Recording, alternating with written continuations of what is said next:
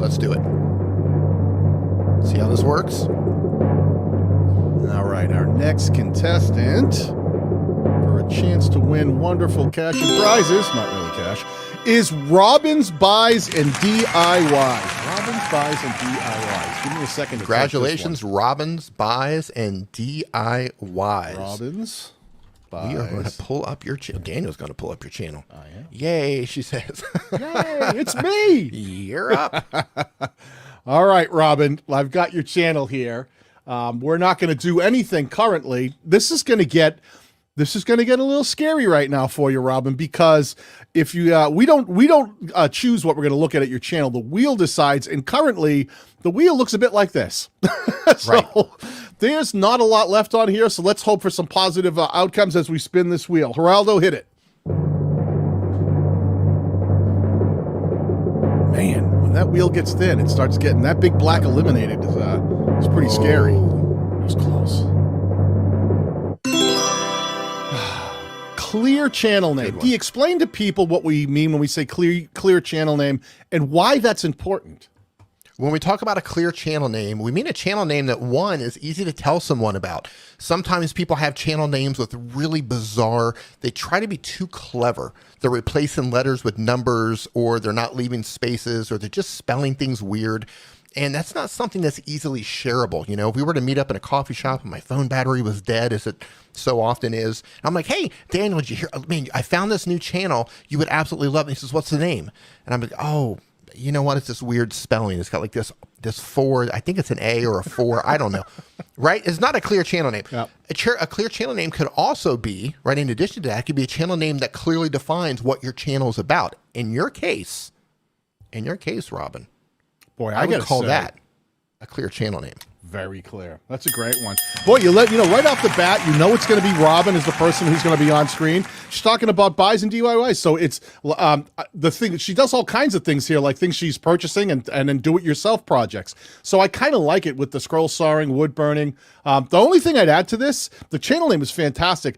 Robin, don't be afraid to bring some, the way you've got your channel cropped right now, if we pulled this up on mobile device, you'd only probably see a bit of your hairline and not your face. So when you do build that, and the DIYs, the S is way off the end. So make sure this is optimized for mobile, because if it's not, when people are going to view this on mobile, which is going to be a large majority of the people who watch YouTube, it's going to get cropped back somewhere around here and then somewhere just around here. And this much of it is going to show up on mobile. So really start understanding that you only see the full image when you're on desktop. Make sure you have it cropped in so that important information stays visible no matter what device any person might be visiting your channel from. Right. And when you're checking your device on mobile, don't use the browser. Don't use Chrome or Firefox or Safari. Don't use that, because that's actually going to shrink the header down in most cases. What you want to do is actually download and open up the YouTube app if you don't have the YouTube app, because what that's going to do is that's actually going to crop your header, and that's how everybody's going to see it that's using the YouTube app, which a lot of people are actually using the app. Where a browser, say you're using Chrome or something like that, a lot of times that will just shrink it and it's going to look fine. You're going to say, well, you can completely read this on mobile. But for people who are using the app, it's going to crop it. And for anybody who hasn't, had done this before and is like, well, I don't know, how do I know where to crop it? You can simply type YouTube channel art template into Google, click on the images tab, and you'll find these types of templates that tell you right up in the upper left. They tell you like, okay, the entire thing should be 2560 by 1440. It gives you the breakdown of this center section. This is what you're going to see no matter what device you're on. It's going to be this wide up and down. The larger part only sometimes shows up on it when you're watching from a widescreen television. But then these darker sections define, this is everything. This darkest section is what you're going to see on the mobile, right? And then this slightly less, not quite as dark, it's a medium shade of gray. It'll go all the way out to here if they're viewing your channel art on a tablet, and then all the way out to the farthest ends out here if they're on desktop, which is how you've got it built right now. So just squeeze those back in and make sure you're staying inside of this. Easy way to do this: download the template, put it inside of your whatever Photoshop you're using or whatever kind of photo software you're using, editing software, and just pull the opacity of it back, make it so you can see through it, and then you can build right underneath it, turn it on and off every now and make sure everything's staying right where it should be.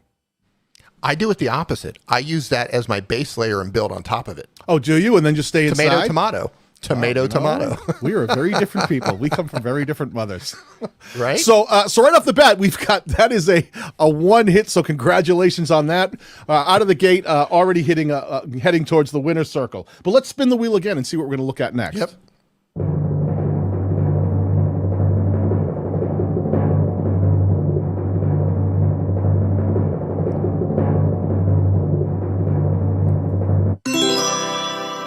All right, looks like consistent uploads. Do you want to handle that? Yeah, go ahead and pull her channel back up. When we talk about consistent uploads, it doesn't necessarily mean that you have to upload every Monday, Wednesday, or Friday. It's just that you have some sort of cadence to your upload schedule. So we've got, she uploaded 1 day ago. She streamed 5 days ago. She streamed 6 days ago. She had a video she uploaded 9 days ago. She streamed 12 days ago. She had another video up 13 days ago.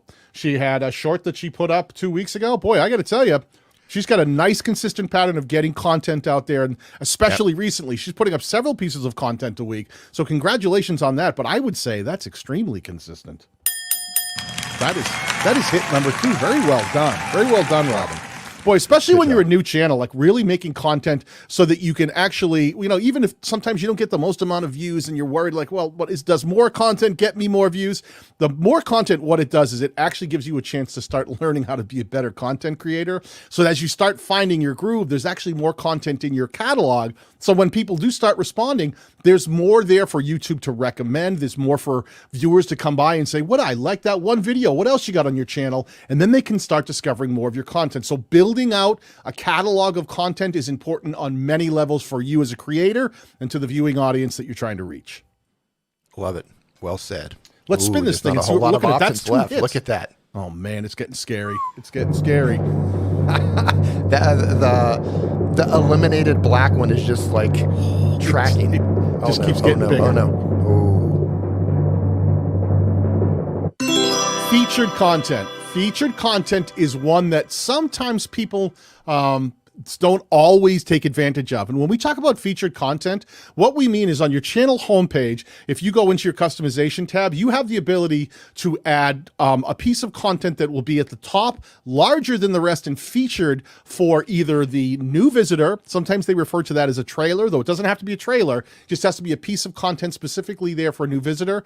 And then a different piece of content that will be displayed for the returning subscriber, someone who's already subscribed to your channel and they've come back to your homepage probably to see maybe if you have a new video up. So let's go to her homepage and let's see if she's got featured content. Nice and big, her smiling and waving right at the top.